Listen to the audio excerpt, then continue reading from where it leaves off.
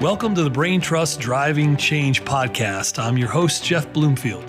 And whether you're a leader, a coach, a salesperson, or even a parent, this podcast focuses on how to leverage the science of decision making to help you become a more impactful communicator and a driving force for change.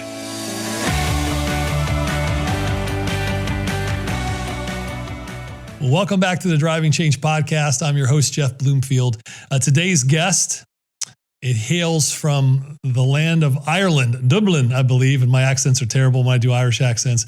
But Owen Fitzpatrick, I've really admired the work that he's done, and we have a lot of mutual friends that are in this space of being author, speaker, thought leader, and Owen is definitely one of those. He's one of the world's leading authorities on how to shape behavior through belief, and our audience knows that we're big on how beliefs influence behaviors and the intensity of beliefs influence the consistency of behaviors. So I can't wait to get into that with you a little bit.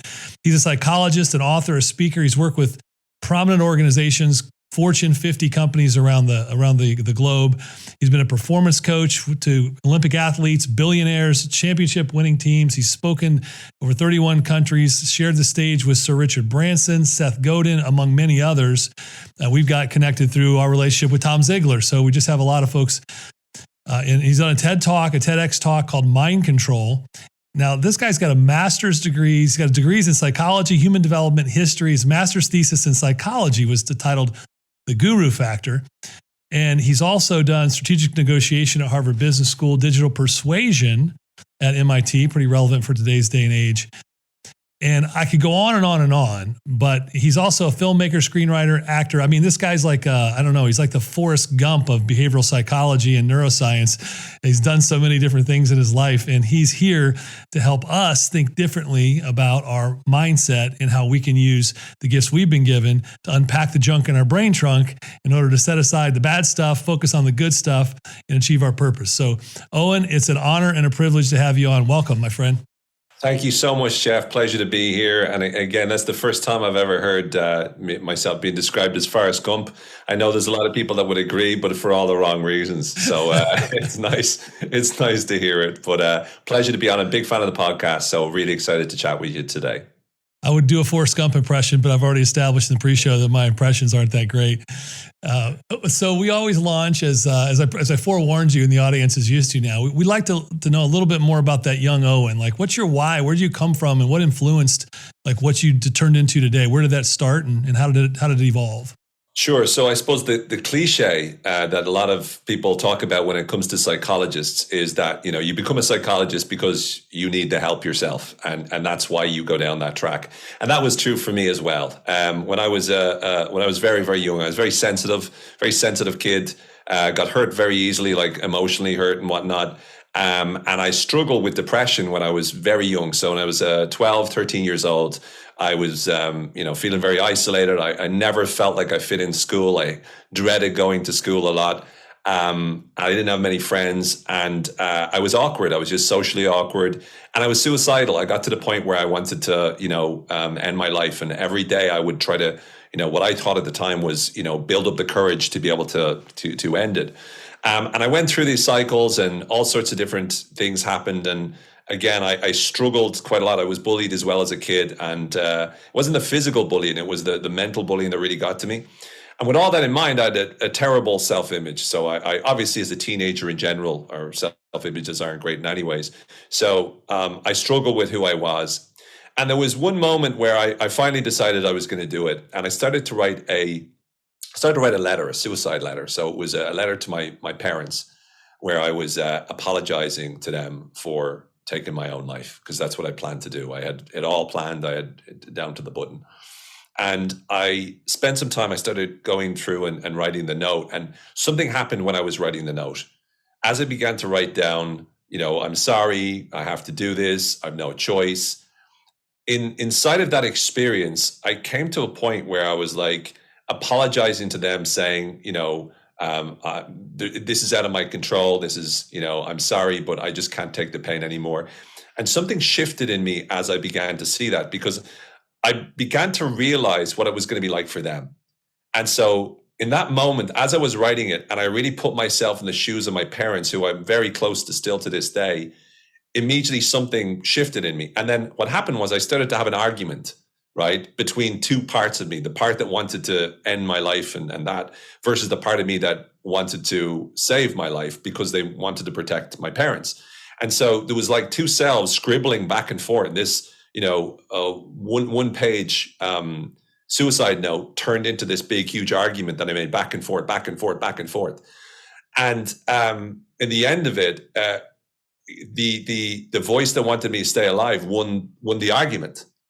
And in that moment, things shifted. And it wasn't like the next day I was happy and everything was great and I made friends. No, it was still a struggle, but I never considered suicide again after that day.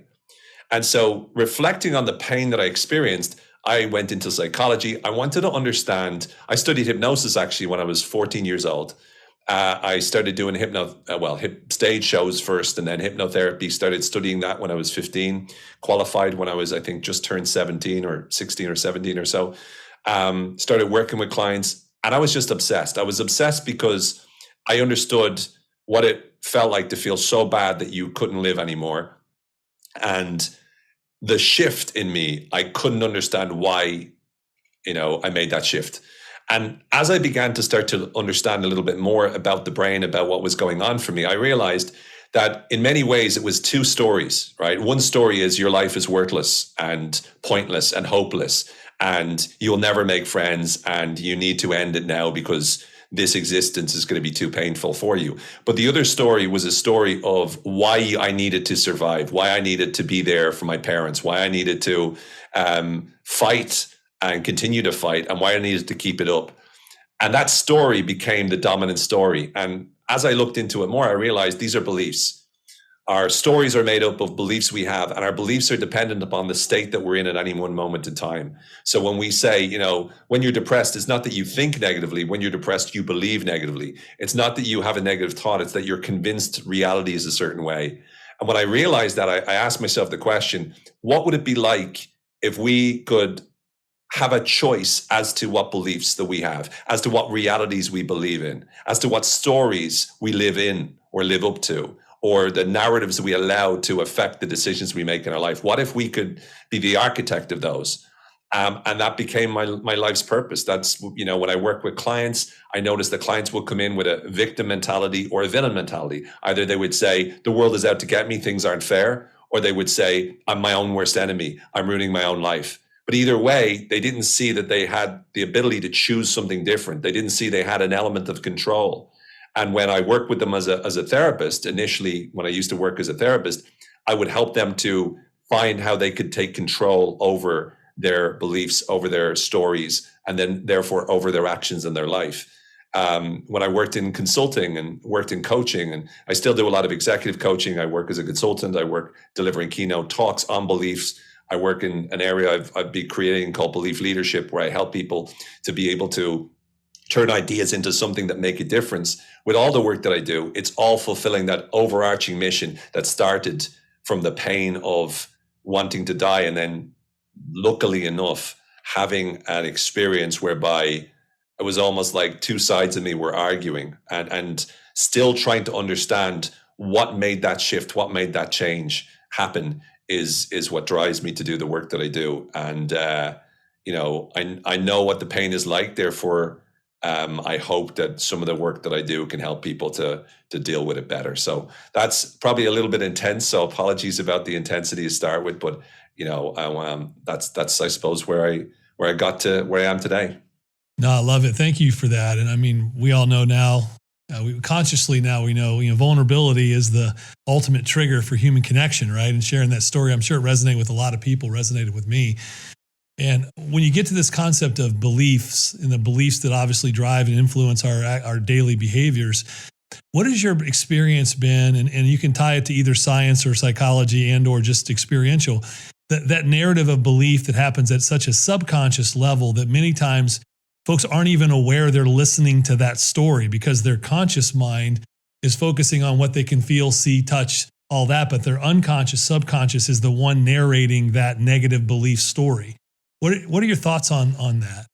Sure. So I like to sort of bring everything down to neuroscience, and I'm fascinated with neuroscience and try to understand again why we believe what we believe. So, in order to understand the subconscious, why the subconscious belief, let's say, can be so dominant, it's good to see that as we evolved to have beliefs, the question is, well, why?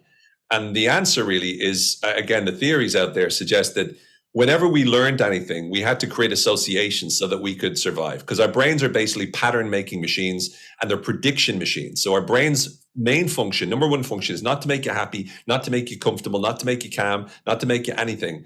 Its job is to help you survive. And to do so, it predicts what's likely to happen. And so in order to do that, it has to create sort of rules that allow you to know this is dangerous, this is not dangerous, this is good, this is bad, this is full of opportunity, this is not. And as a result of that, your brain releases the right kind of chemicals like dopamine that drives us towards taking action, or serotonin that makes us feel more content and secure in what's going on, or GABA, which helps us to, like, there's different chemicals released by our brain in order to do things, but it's all based upon learnings that we have. And so what we do is we learn patterns from the world and we build beliefs. So we go, this is true. And for some of those, they're facts, like, for example, the experience of gravity. And what I always talk about is when we say, I believe in gravity, we're talking about something that we fundamentally are certain about. But if you then turn around and you say, well, I believe in myself, well, oftentimes that's not necessarily a core belief. Because you could believe in yourself today, but if someone insults you tomorrow, or if you make a mistake, or if you fail, then all of a sudden you no longer believe in yourself. And so it's about being able to distinguish the difference between the learnings that we've gotten, the knowledge, the facts, versus the beliefs, which is very difficult for us to do. Because every time we get a belief, our brain feels a sense of certainty. And there's a lot of great work by Robert Burton, in his work on certainty and the origins of the brain, that show that a large part of belief is a feeling as opposed to, just logic, a logical thought. So bringing it back to subconsciousness and just tying it together, what happens is that over time, we build a framework for how the world works. And this is based upon stories and narratives we tell ourselves about it, which are all made up of all of these different beliefs about people, about ourselves, about how we fit into the world, about how the world works.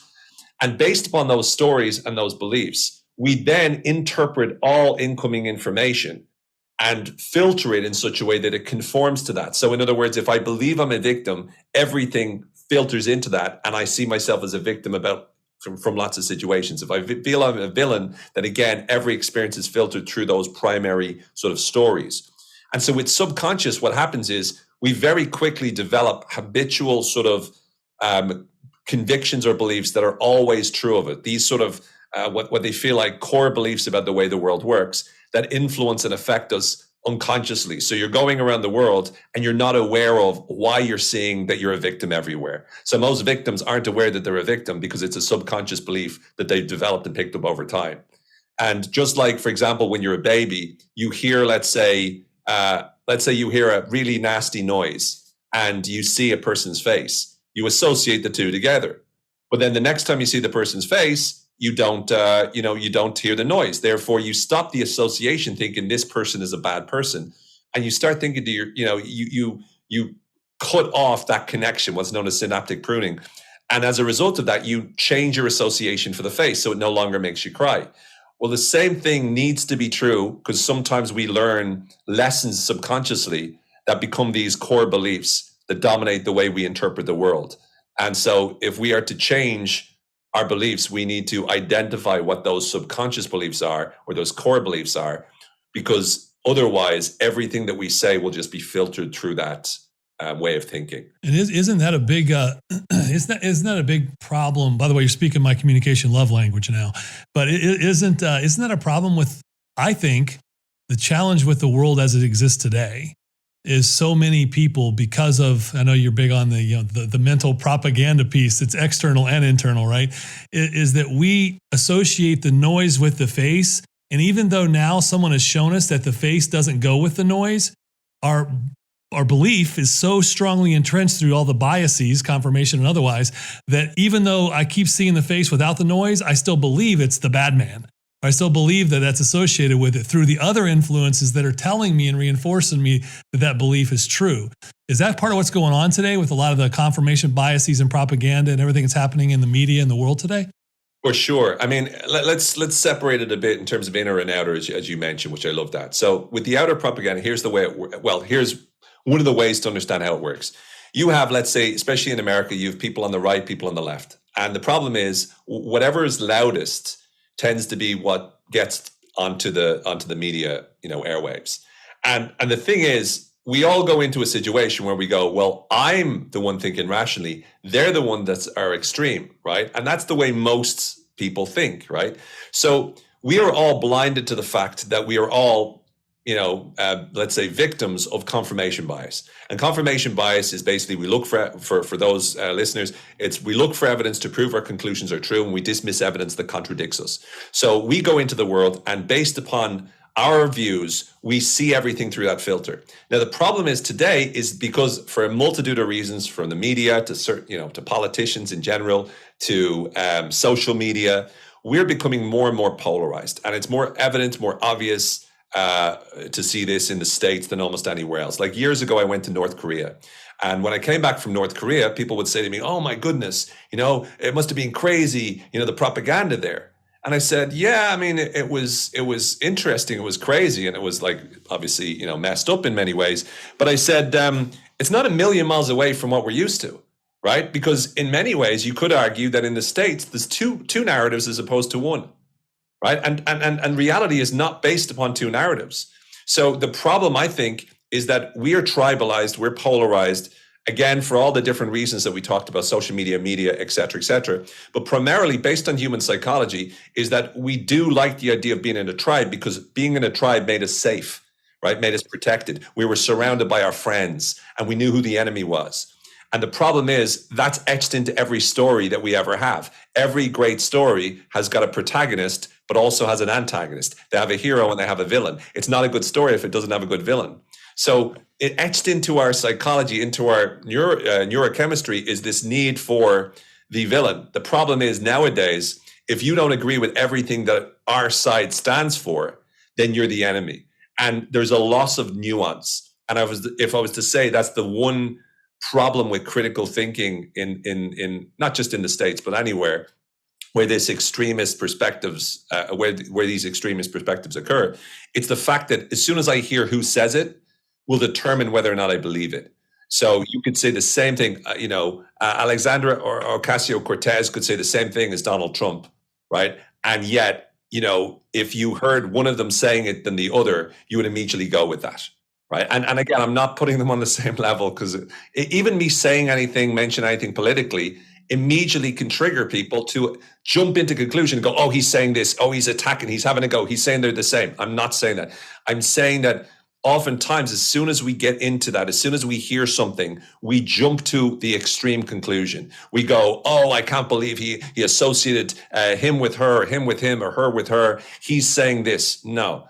What's missing is the nuance. What's missing is, to your point, Jeff, you see a person and you listen to what they actually say, and you try to ask yourself the question, what do I agree with? What don't I agree with?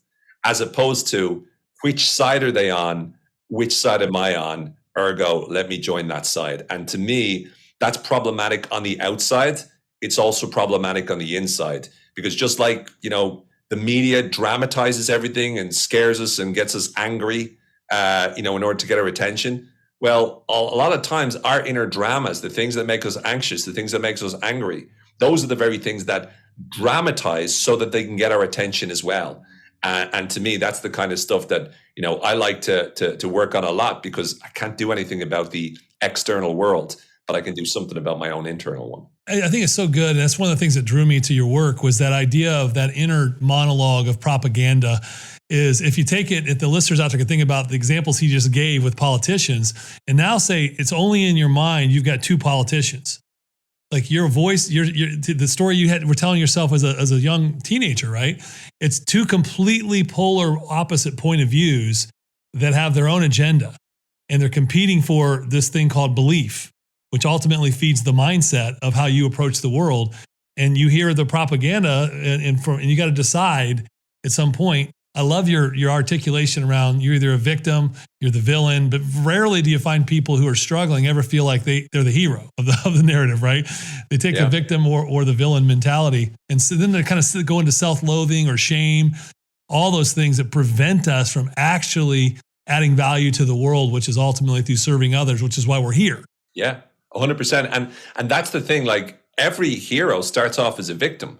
Even every villain starts off as a victim, right? But also can be the hero. Like if you're the villain, you can turn into the hero. It's just about making different choices. If you're the victim, you can turn into the hero. It's just about taking control over what you can do, because there's a lot you can't do. But it's like people will talk to me about, a problem they have, and they will just go round and round and round. And that's fine, because sometimes we need to, talk about it and get it out of our system. But the question is, so what can you do about it? And it's about focusing, even if there's only a little bit, it's getting yourself to focus on that. Because again, the science shows whenever we focus on what we can control, we activate a part of the brain that makes us feel less stressed, right? We reduce the activation of the parts of our mind that cause us to feel overwhelmed or cause us to feel nervous or cause us to feel anxious. And it's not that we can control the world, because you can't control your uncle or auntie who has different political beliefs than you around Thanksgiving, or you can't control what your best friend says. I've got some of my closest friends have diametrically opposed political views. And it's sometimes hard because, they'll go on a rant, which is very different to what I believe. But at the same time, what I'm always trying to do is I'm trying to look at it from their point of view, still disagree with it, what I disagree with, but try to understand where they're coming from, and reminding myself always, this person is a really good person. And that's the problem. Sometimes we just immediately put someone who doesn't agree with everything we say into this category. Not only they've different political beliefs, but they're actually a bad person. And then when it comes to the inner propaganda piece, those two voices were the thing that got me aware of that. And I talk about, the internal dialogue between the voices, but it's more, I suppose, of a multi-log, because you've got different personalities depending. Sometimes you're anxious, like sometimes it's the anxious voice. Sometimes it's the aggressive voice. Sometimes it's a frustrated voice. Sometimes it's the happy voice. Sometimes it's the loving voice. And there's all these voices, vibing to try to get elected. And I always say, elect the voices that you want. And that means be more aware of the kinds of modes that you're going into, and try to cultivate and build a government in your mind so that you are moving forward, and so you are doing what it is that you need to do. Because we spend so much time obsessed with the media about the government of the country we're living in, which makes sense, but there's so much time spent with such little amount of control. If we were all to start to focus some of that effort to work on ourselves, things could be so much better, I think. I love it. We coined the phrase around here, self-preservation orientation, that as human beings, our brains are built biologically, wake up every day in self-preservation orientation. And I love that elect the voice that you really want that's going to be productive for the different conversations and the agenda you might have for that given day. And what I've recognized, I love your perspective on this, is because we teach our clients a lot about this in neuroselling and neurocoaching. But we love it in just our personal lives as well, is the more stress I'm under or exposed to, it evokes feelings, right? Cortisol spikes. It's going to evoke some different feelings. Could be frustration, could be the emotions you're talking about. And then typically what happens as the stress goes up, I become much more transactional. Self-preservation activates, and all of my reactions there, it happens to me all the time. I coach this stuff on a regular basis. I begin to recognize that the way that I'm behaving, acting, communicating is really rooted in fear-based self-preservation and in any given situation. So how do you help either your clients or just people that you've worked with over the years? How do you help us identify that emotion that's leading to that belief that elected the wrong voice in the moment? Does that make sense? Sure. So I think, I know in the moment I'll share a strategy that works really well for me and helps me a lot in those situations, which I find myself in as well. But I really think it starts before that. And I think it starts in predicting ahead of time what are the different, situations that you might find yourself in. So if you're, for example, about to go into a situation where you're about to present, or you're in a difficult conversation with someone, or something's coming up that's difficult for you, you don't just, it's not just that you'll predict what's likely to happen. You can also predict the kind of feeling that you feel. So it's sometimes hard for us to do this because, we tend to think in one or two ways. We think best case scenario or worst case scenario to protect us, right? This self-preservation experience. And so what we do is we go, what happens if everything goes wrong? What happens if everything goes right?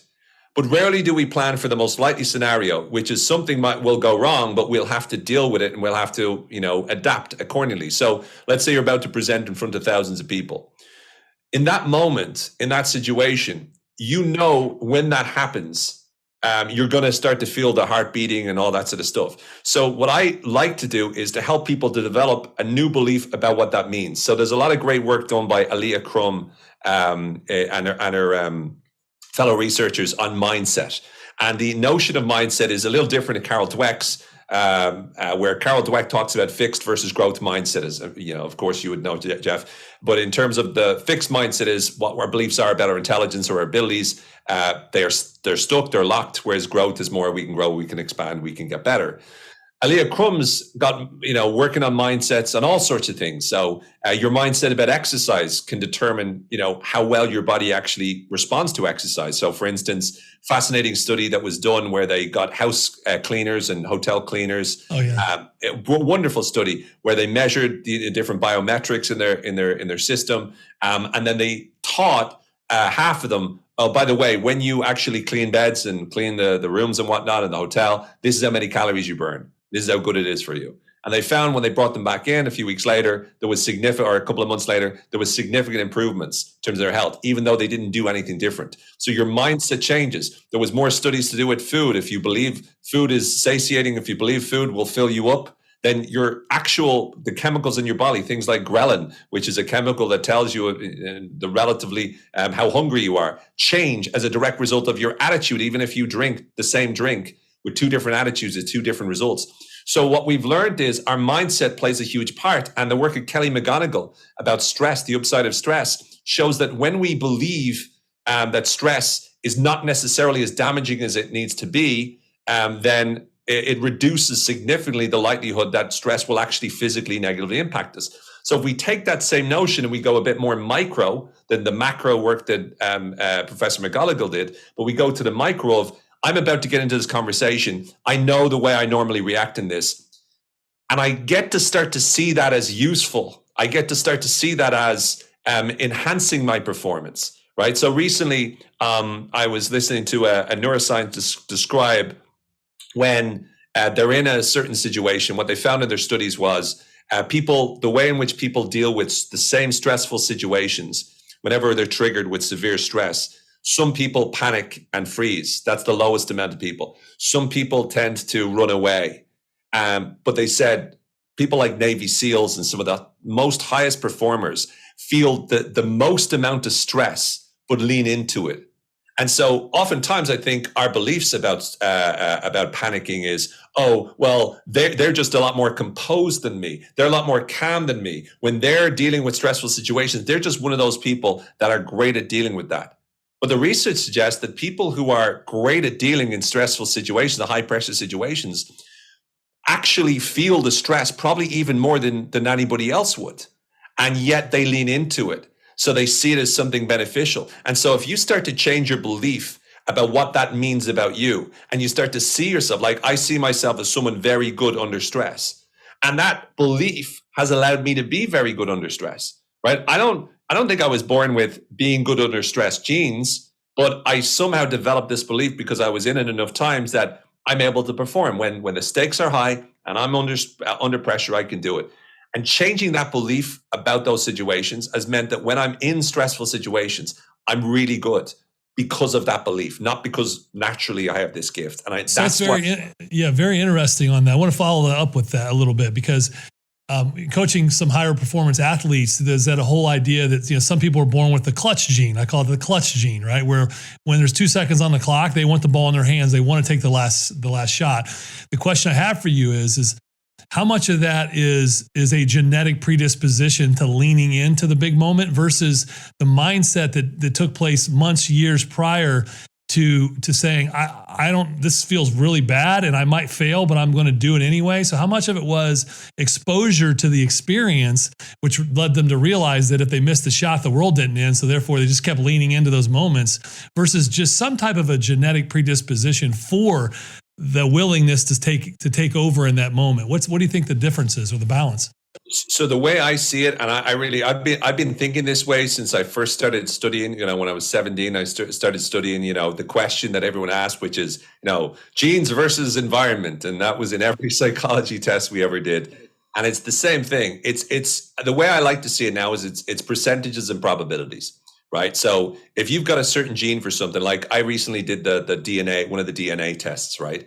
And it said, like, your percentage likelihood of getting this, you have a high likelihood of getting this issue, a low likelihood of this. And so the way I see it is that makes you more predisposed, but it doesn't necessarily make it so that it's always going to be that way for you, or that's it. You're going to be one of those people. You could have that genetic predisposition and still be terrible under pressure. And you could not have that genetic predisposition and still become great by, again, actively focusing on it. Now, of course, there's the epigenetics movement about being able to change your genes. I don't even go that far. I just simply say, you don't know what you're working with. And if you can't be 7 foot tall, it means you're not necessarily more than likely going to be in the NBA. But you can become a great basketball player if you work to your strengths, you figure out how you can do it, and you work really hard on it. So you can improve and optimize how well you do. There's also genes that suggest that some people respond better to a placebo than other people, right? I again was looking at some of the research there. There's a certain gene that makes us more likely to be, like, the studies show that you're twice as likely to respond to placebos as someone who doesn't have that gene. At the same time, twice as likely means, to some degree, those people still are more likely those people who don't have the genetic advantage still will be likely to respond to placebo to some degree. And then if you color the placebo, if you make it bigger, if it's given by an authority that you respect, that enhances it as well. So what I like to do is I go, look, I can't do anything about my genes, but what I can do is I can do something about my environment, and I can do something about my mindset. And those are the two things that I'm going to lean into to capitalize as much as possible, because I'm not going to be able to change the gene. And if the theories that suggest that can actually change you at a genetic level work, great. I'm not an expert to know whether that happens, but I like to focus on, again, what I can control in that situation. Wouldn't it be fascinating to take a group of non-genetically predisposed placebo people and put them through 6 months of mindset coaching, and then put them in that trial and see if they compete? That would be a fascinating study to do. So tell us a little bit about this concept that you talk about, in beliefs versus that beliefs. Sure. So one of the things that as I began to dive into beliefs, I started to look around at everything I could find. So years ago, I'd worked as a therapist before with some people that used to be in a cult, helping them to sort of separate from it. I traveled, like I said, to North Korea. I studied propaganda, went to Rwanda, and I tried to understand everything I could about beliefs. And in doing so, there's a few very interesting things that I learned about. One is that a lot of times what we do is we use beliefs to construct a version of the world. So the framework of beliefs we use is I believe that is good and that is bad. I believe that this is the right approach to government. I believe that. So we construct our world very much with belief that. When we say I believe in something, there's a couple of meanings to that. One is I believe something exists. But also I believe in something means that we advocate for it, or we believe in its potential, or we support it, or we see that it has what it takes to be able to succeed in the forward. So we might say, I believe in Santa, right? Or I believe in God. And that's, I believe that they exist. But there's also that I believe in, where we are giving our commitment of belief into something. And it's almost like, the way I see it is, belief is like a currency. Just like time, you spend money, you spend belief, you invest belief in something. And if I believe in my own potential, that belief, the ROI of that belief could be huge. Because if I believe in myself as the kind of person that's good under stress, then the result I get is, as a result of my belief in that, the return on that investment is I handle stress when it comes about. So often, what I always like to say to people is ideas don't make change happen, or at least ideas don't lead to long-term change. It's your belief in the idea that leads to long-term change. So I see lots of great leadership courses, lots of great insights, lots of great education and training that goes into the corporate environment. But what happens is these ideas are, heralded or shouted from the rooftops by some of the stakeholders that believe in them. But at the end of the day, they're not able to get it right the way through. They're not able to implement the change in the organization. They're not able to convince their colleagues and their teams to be able to implement the ideas. Why? Well, a large part of it is because the people that they're talking to don't believe in them. It's great to be a thought leader because you've got great ideas, but it doesn't guarantee that you're going to be able to influence or sway people to believe in it. So what do we need in order for us to believe in something? What do we need to be able to invest in an idea, to invest in the future? If you believe in the future, that's called hope. If you believe in a strategy, right? If you believe in the leadership team, if you believe in your colleagues, all of those things allow you to be much higher performer. Right? Even if you believe in your relationship, you're more likely to fight for it. So the things we believe in are the things that we fight for, the things that we invest our time and energy for, the things that we're driven to do. So much deeper than motivation. And so what I try to do in the work that I do is help people to believe in the things we're believing in, starting with themselves.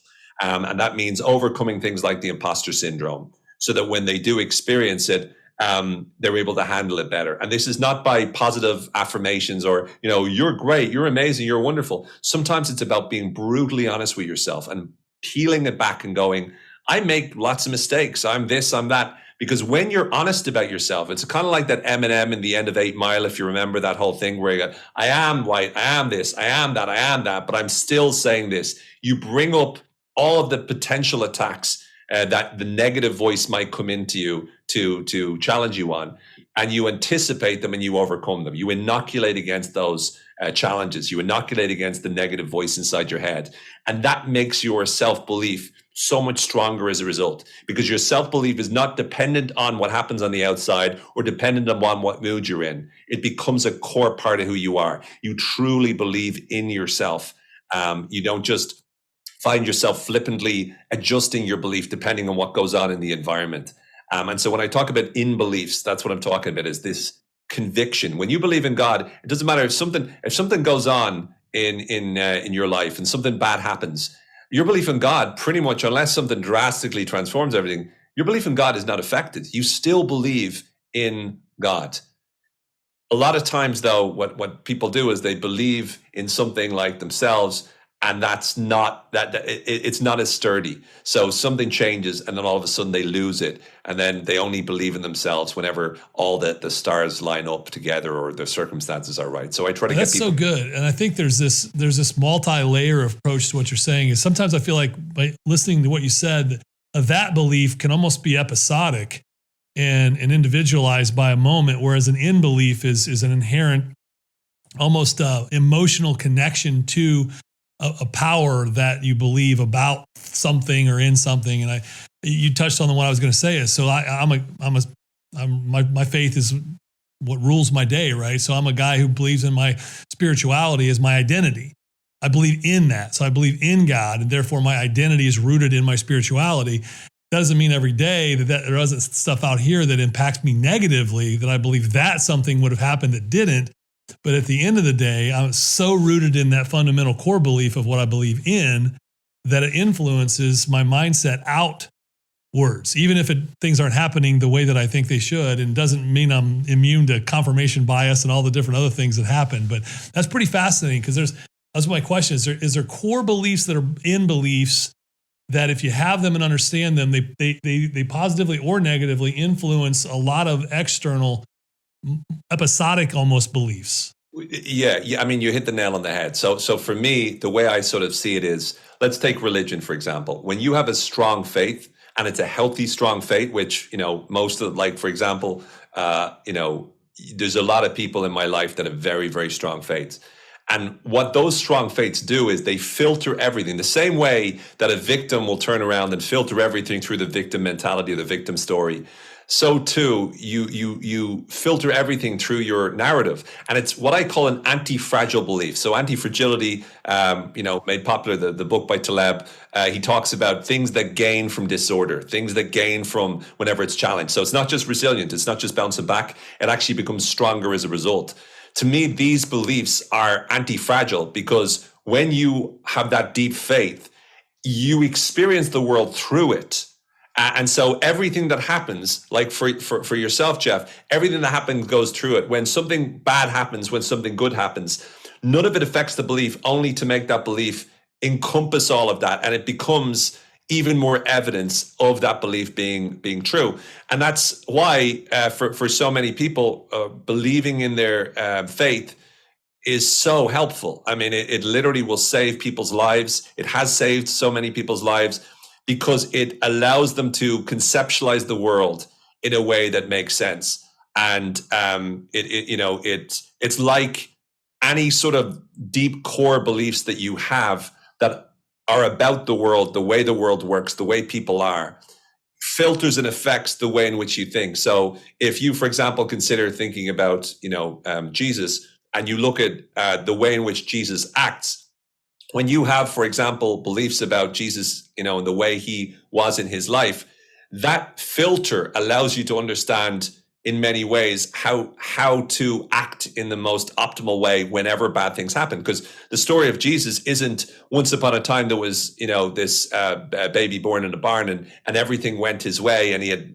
magic powers. It was, he went through difficult times and difficult situations, and it was tough.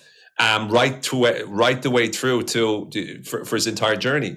And that story becomes, in many ways, one of the stories that we identify ourselves. We have stories that we tell ourselves that are, analogous to the stories of religion, or analogous to the stories that we've heard from past myths in that organize our way of thinking. We have a community that we surround ourselves with, just like in the religious community. You have all of these other people that share your faith, and therefore reinforce that way of thinking, which could be tremendously helpful. And that's why a lot of times people, when they're not religious, they could struggle with a feeling of sort of loneliness, because the community piece.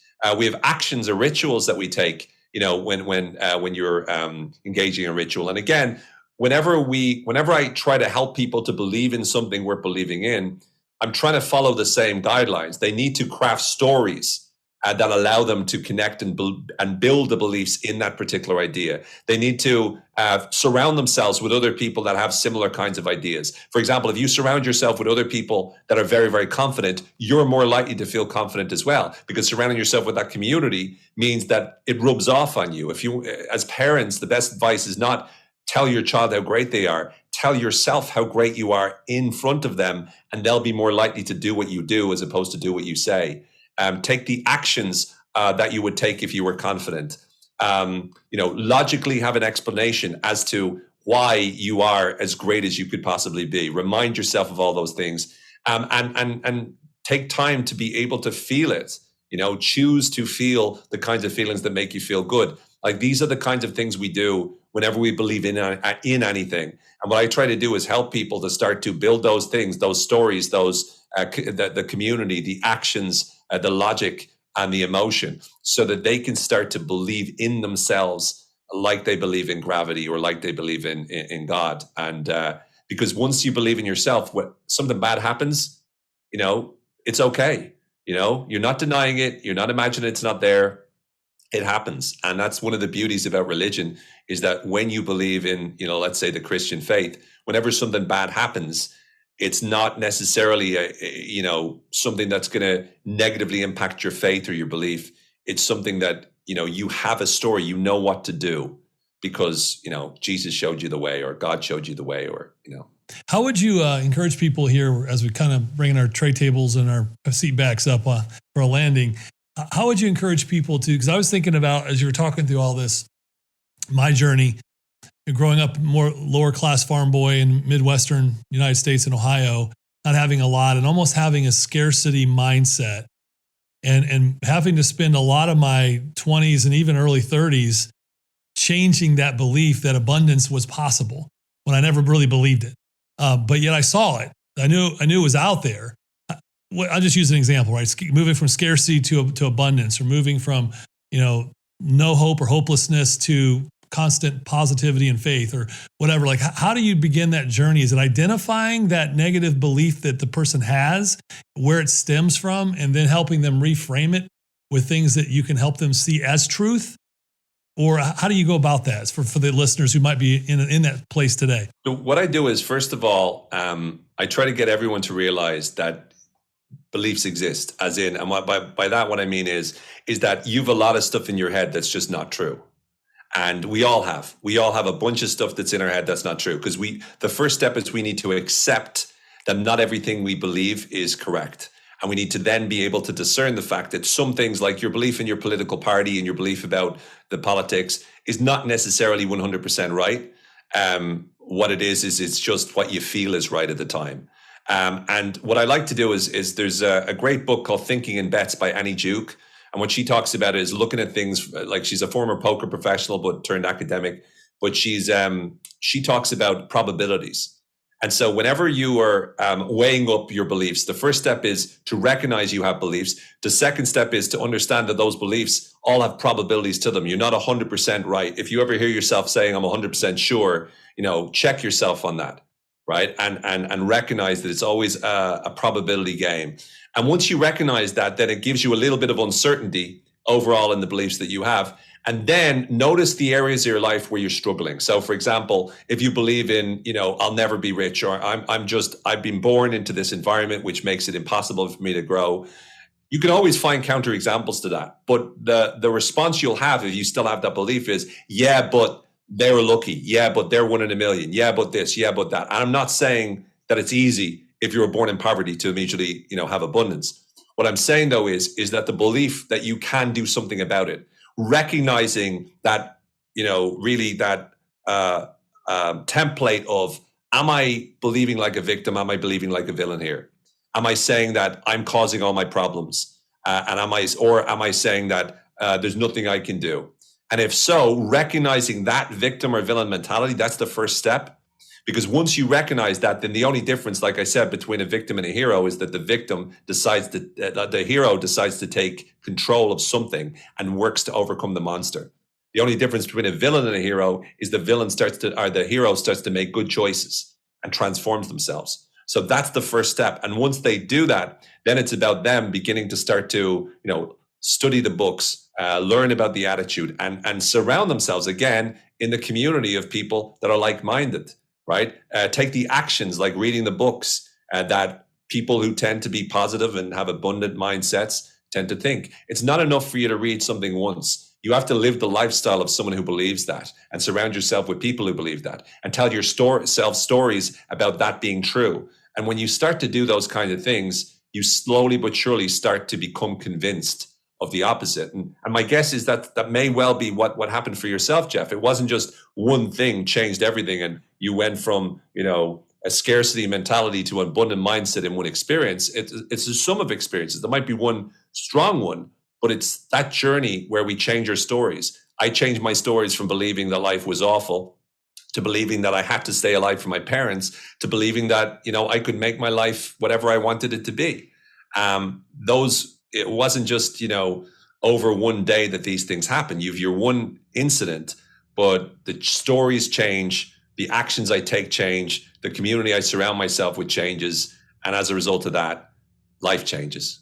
Yeah, my grandmother is 96, going on 97, and she's got such a powerfully positive, optimistic outlook. And I can remember as we kind of close the episode is, in those seasons in our life, it's easy to look at a situation that maybe isn't ideal or what you would like. It could be awful. It could just be somewhat bad.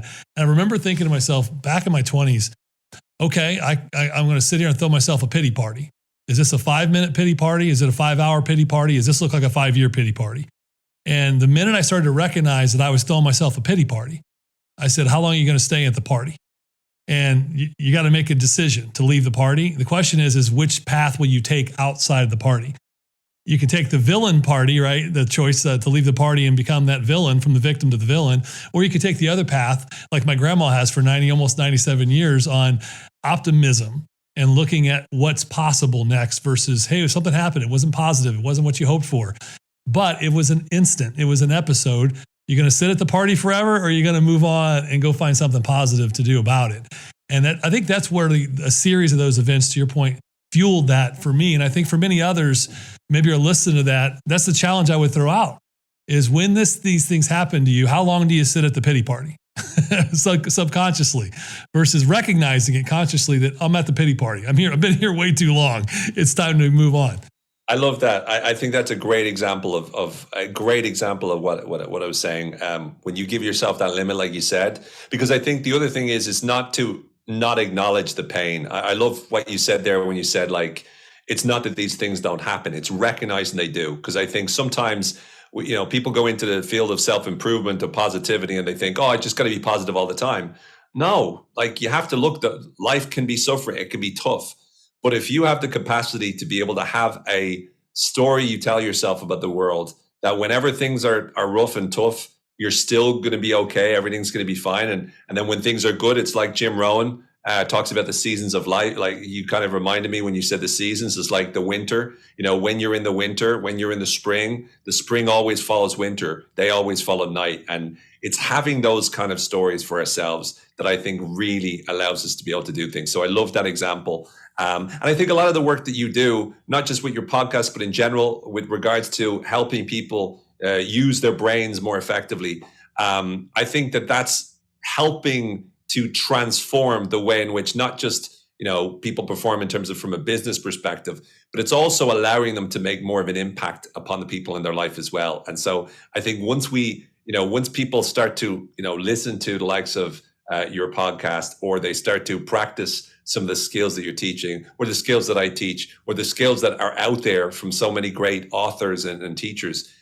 what it does is it starts to help them to construct a new way of thinking about themselves. And I know myself, if I didn't come across so much of the research I learned over the years, I'm not sure I would be alive today. And even if I was alive, I can't imagine it being anything other than miserable. I'm very lucky that I went through the pain that I went through, because that helped me to grow from it. And again, when I face tough times, as I still do to this day, I now know that I can get through it, because I have the stories and the experiences that let me do so. So everybody out there listening, whatever you're going through, if it's really, really tough, as Jeff mentioned, you can get through it.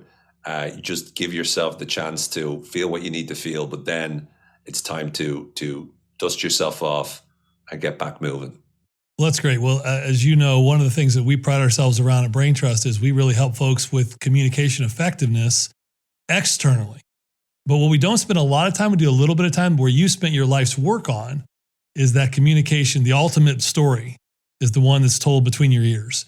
And if you don't get that communication right, no amount of training that we can give you externally will help you be a better, more impactful communicator for mutual benefit. So tell the audience how they can go learn more about the work you do, the work you've done, and how you can help them and how they can really learn from your thought leadership. Super. Thank you so much, Jeff. So first of all, I have the Changing Minds podcast. So it's on hiatus at the moment, but there's a couple of hundred episodes in there in the backlog. So that's a good opportunity. I've got my website, owenfitzpatrick.com, where you can learn about the kind of work that I do at corporates and keynote speeches and whatnot. And then I also have changingminds.net, which is an online sort of membership course for personal development, where I meet with the members monthly and deliver trainings to them. So I'd say, also I'm on social media, LinkedIn, Instagram, check in, link up with me. It'd be great to connect with any listeners out there. And again, a big thank you to you, Jeff. I love your podcast, big fan of the work that you do. And been a real pleasure to be on with you and to spend this time chatting.